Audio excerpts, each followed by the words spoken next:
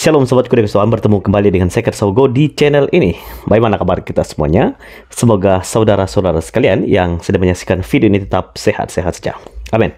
Ya teman-teman, saya mendapat satu cuplikan video dari seorang ustadz yang menurut saya ini adalah ustadz yang sangat baik, karena dia punya pola pikir yang sangat bagus untuk negeri ini sebagai warga negara Indonesia. Namanya Ustadz Suparman Abdul Karim. Dia memprotes sekaligus juga mengecam tindakan yang dilakukan oleh Wali Kota Cilegon dan juga wakil beserta dengan masyarakat yang pada waktu itu menandatangani penolakan pendirian gereja. Nah, Ustadz Abdul Karim ini menentang sekaligus juga memberikan kritikannya terhadap tindakan yang dilakukan oleh Wali Kota Cilegon. Seperti apa cuplikan videonya, langsung saja kita dengarkan bersama-sama. Ada sesuatu yang membuat saya agak gelisah beberapa hari belakangan ini, menggelitik untuk saya komentari sebetulnya, yakni wali kota dan wakil wali kota Cilegon menandatangani petisi penolakan pendirian gereja. Padahal sebetulnya masyarakat desa bersama aparat desa di desa yang bersangkutan sudah menyetujuinya. Dan ini dilakukan sang wali kota dan wakil bersama sekelompok orang yang mengatasnamakan masyarakat muslim. Saya cuma ingin menegaskan ini perbuatan yang sangat memalukan dan mencederai ajaran Islam itu sendiri. Mengapa saya katakan sangat memalukan? Ini memalukan bagi negara. Karena yang menandatangani petisi ini bukan orang sembarangan, yakni penyelenggara negara. Wali kota dan wakil wali kota yang dipilih oleh rakyat. Ini kan betul-betul memalukan bagi sebuah negara demokrasi, negara kesatuan Republik Indonesia ini. Dan yang kedua saya katakan mencederai ajaran Islam itu sendiri, karena pada kenyataannya Islam tidak pernah melarang umat agama lain untuk mendirikan rumah ibadah. Coba carikan nasnya, carikan dalilnya dalam Al-Quran atau nas-nas yang lain yang menunjukkan bahwasanya Islam bersifat arogan, bersikap ekstrim, seolah-olah dia ingin hidup sendiri dan tidak bisa mengayomi agama lain. Tidak ada satupun dalilnya. Maka karena mereka sudah mengatasnamakan kelompok muslim, saya menganggap ini mencederai ajaran Islam, merusak wajah Islam yang rahmatan lil alamin. Dan kurang lebih bisa saya katakan juga ini bentuk penistaan terhadap ajaran Islam itu sendiri. Karena mereka mengatasnamakan agama untuk menandatangani petisi tersebut.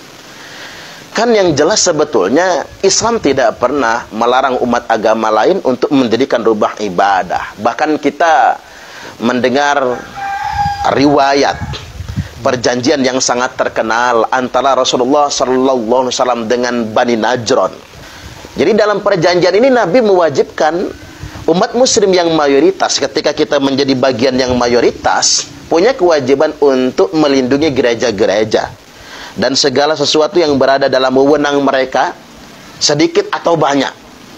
Jadi dalam kondisi umat Kristiani banyak, atau dalam kondisi umat Kristiani minoritas, sedikit, saya berjanji melindungi pihak mereka, kata Nabi, dan membela mereka, gereja dan tempat-tempat ibadah mereka, serta tempat-tempat pemukiman para rohib, para pendeta-pendeta mereka. Demikian juga tempat-tempat suci yang mereka kunjungi. Saya berjanji juga memelihara agama mereka, cara kehidupan mereka, dimanapun mereka berada. Dan panjang ini perjanjian Nabi dengan Kristen Bani Najron.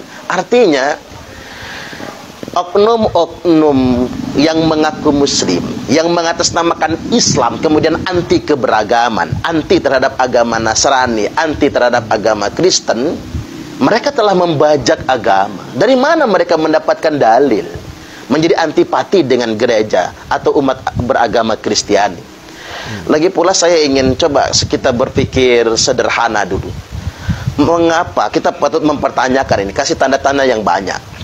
Mengapa masih ada sekelompok muslim, saya pikir tidak mayoritas ini ya, sekelompok muslim yang kayaknya kok sentimen banget dengan agama Kristen, sentimen banget dengan agama Nasrani, agama Katolik, kayaknya sentimen banget dengan gereja. Apa sih yang membuat kita menjadi iri? Apa sih yang membuat kita menjadi benci? Oh, kita sama-sama umat beragama. Apa yang membuat kita menjadi a priori antipati dengan itu semua? Padahal kita sudah punya pakemnya, kan lakum dinukum waliyadin. Kita sudah punya kebebasan untuk menjalankan agama masing-masing. Cobalah kita berpikirnya normal. Seandainya kita tinggal di negara yang minoritas muslim, tapi mayoritas kemudian non-muslim. Bagaimana jadinya kalau kita umat muslim, ketika mau bangun masjid dilarang misalnya, ketika mau beribadah ke masjid dilarang, apa rasanya? Kan sakit bagi kita semua. Kemudian yang berikutnya, entah kan gereja itu tempat ibadah, tempat umat memuji Tuhannya, bukan tempat maksiat kan?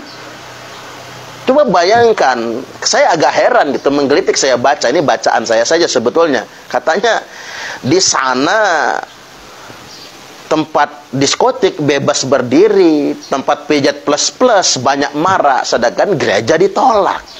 Saya jadi ingat dengan perkataan Gus Dur. Kata Gus Dur, saya tidak cemas ketika di sebelah rumah saya ada gereja, karena gereja itu tempat orang memuji Tuhannya. Saya cemas, kata Gus Dur, kalau di samping rumah saya ada diskotiknya. Karena kalau di samping rumah kita ada diskotiknya, tempat maksiat, ya jangan-jangan kita pengen jajal ke sana. Enggak, kita anak-anak yang pengen jajal masuk ke sana. Jadi balik lagi saya ingin tegaskan, tidak ada satupun ajaran Islam yang antipati dengan agama manapun, termasuk yang melarang mendirikan gereja. Jadi kalau ada orang yang mengatasnamakan Islam, lalu kemudian secara arogan melarang mendirikan gereja, dia sudah membajak Islam itu sendiri. Ya, teman-teman yang dikasih Tuhan, itulah cuplikan video dari Ustadz Suparman Abdul Karim. Dia memprotes dan mengkritisi pola pikir dari aparatur negara sebetulnya ya.